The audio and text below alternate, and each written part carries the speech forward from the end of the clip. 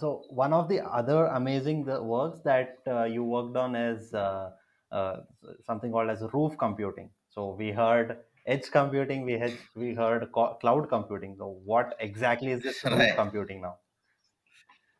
Yeah, that's right. See, again, I mentioned to you, I'm a networking engineer. Hmm. All right. So remote computing has always been part of my work. I mean, Okay. right? Even before we called it a cloud computing, I mean, we have always been working on the remote computing. I mean, right. So suddenly, sometime in 2010 and beyond, and everybody used to call they are doing cloud computing, even though they are hosting their website on the a cloud platform. I mean, right? I always get irritated with that. I mean, what exactly these guys are trying to do? I mean, right? So, and then sometime in 2013 and maybe 14 time frame, suddenly people came up with the fog computing. I mean, Yeah, yeah. so yeah, so then I think the idea is that there are clouds, so they are doing cloud computing. I mean, Hmm. right below the cloud there is a fog. Then they wanted to do the fog computing. Hmm. Then I was thinking, what is there below the fog? And I wanted to do that computing. Okay. Eh? And I one day, I mean, I found that we have the roofs. I mean, below the fog. I Hmm. mean, Hmm. Hmm. right. In fact, I mean, this is actually a real story. I mean, I was actually on top of my apartment complex where we were repairing my dish TV. Hmm. Then I looked down. I mean, I saw the fog and then the Hmm. roofs, Hmm. right? So then I actually contacted IEEE saying that we will do the roof computing, Oh. right? And but they really liked it. I mean, right? But of course, I did a little bit of research. I Hmm. mean, Hmm. right? What is this roof? I mean, actually, I found very interesting thing. I mean, right? Roofs are part of the human evolution. I mean, Okay. they're always been part since from the primitive man. I mean, right? The primitive man was using the caves Hmm. Hmm. so that he can be secured from the wild animals or the bad weather. I mean, Hmm. Hmm. right? Roofs evolved along with the humans, I Hmm. mean, to the current Hmm. state. So roofs is the way that we as a family live under, Hmm. right? And that's how we secure Hmm. ourselves, Hmm. right? Because humans are very weak, right? They cannot just live outside, Hmm. right?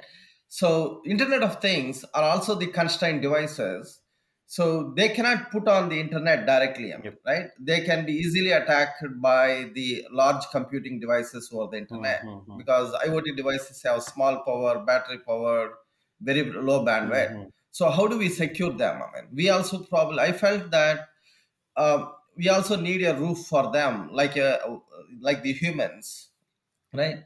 So roof is all about how do we secure the internet of things over the Hmm. internet, Hmm. Hmm. right? And also in IoT, typically it is not that one device you will have in an environment. Typically it is a set of devices. They all actually have to collaborate like a Hmm. family and work Hmm. together, right?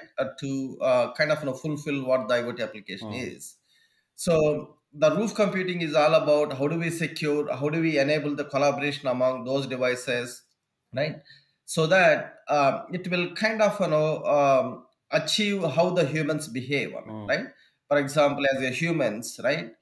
We live on as a family. I mean, Hmm. right? We secure ourselves under the roof, Correct. right? And we continue to kind of work Hmm. together Hmm. Hmm. as a Hmm. family to achieve something, right?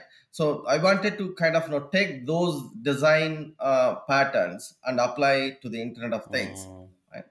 So again, remember that, I mean, IoT, we are talking about billions and trillions of devices to be connected, and the business also will be in the trillions of Hmm. dollars. So it is the biggest thing we will ever be creating. I mean, Hmm. right? So we need a design patterns. Where do we take from? I mean, Hmm. right? Probably humans are the most successful species on, at least in the known Hmm. universe. So that's how I tried to take the design patterns based on how the humans have Hmm. evolved Hmm. as part of the roof computing. Wow. Yeah. So roof computing is a kind of edge computing for the Internet of Things. Um, I say that the roof computing is always available to the IoT devices at the next hop. When I say next hop, it's called IP hop.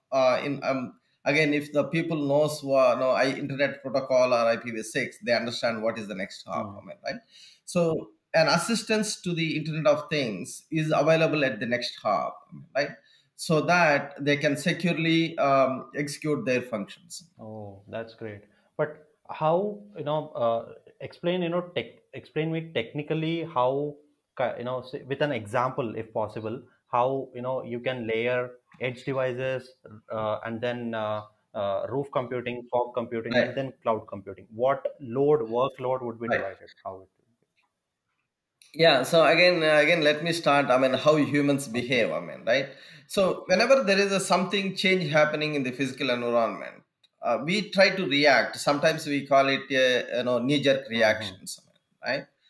S- So for that, for example, and the okay, let me talk another way. I mean, right? So the way humans behave is that one is that we kind of do a knee jerk Mm. reactions, and sometimes I mean we think a little bit, right, and then we take Mm-hmm. actions, Correct. right. At some level, I mean, we actually analyze a lot of data and then we will plan for the future, Mm-hmm. something, right. So I call it like real time actions, right, and then kind of near real time or for the future, I mean, Oh, that's nice. right. So so we want to kind of bring that concept to the Internet of Things, wherein we say that IoT devices will react. I mean, right? If something is, for example, if the temperature is changing in the physical environment, they react. I mean, probably they kind of send an alarm or switch off the maybe if it is a boiler, Mm-hmm. right?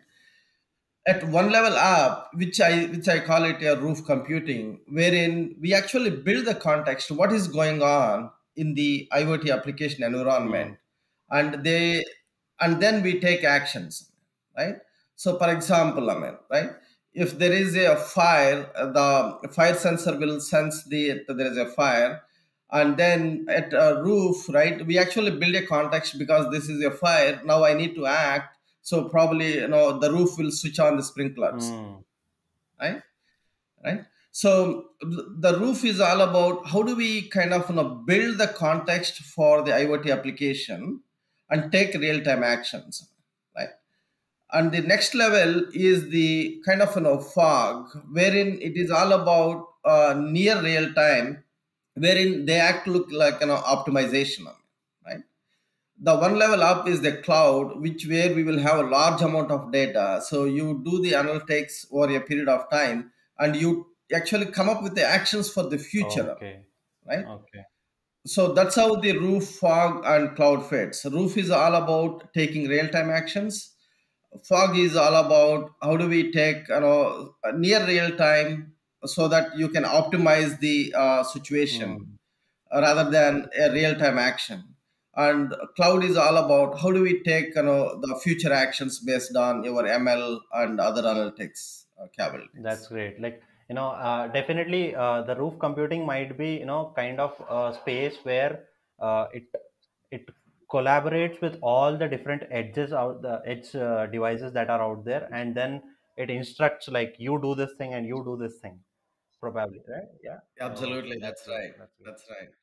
All right, that video is over, and I really hope that video helped you in bringing in some kind of perspective around IoT. And if that really has given you some kind of knowledge, then do comment down below what are your thoughts currently after watching this video, because that will help me in bringing much more interesting content for you.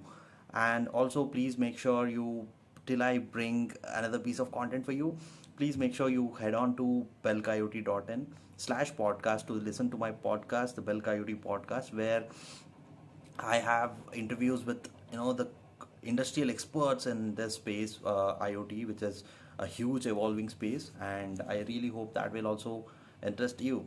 I'll see you next time. Until then, keep doing awesome as always.